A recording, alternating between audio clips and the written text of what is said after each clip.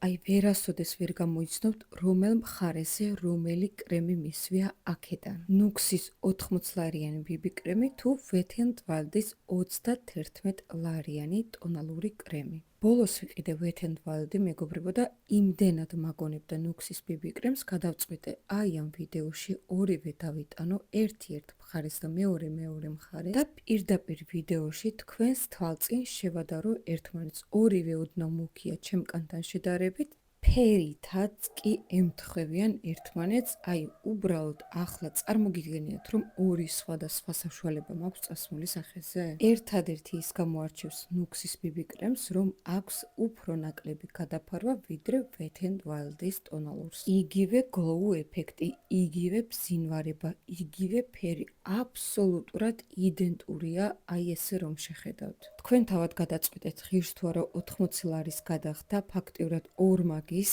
ნუქსში. შემადგენლობა რა თქმა უნდა რადიკალურად განსხვავდება, მაგრამ აი ვიზუალი Wet n Wild's მე პირადად უფრო მომწონს ვიდრე ნუქსის. აი თქვენ პირადად რომელ ამათგან შეიძენდით, დამიწერეთ კომენტარებში.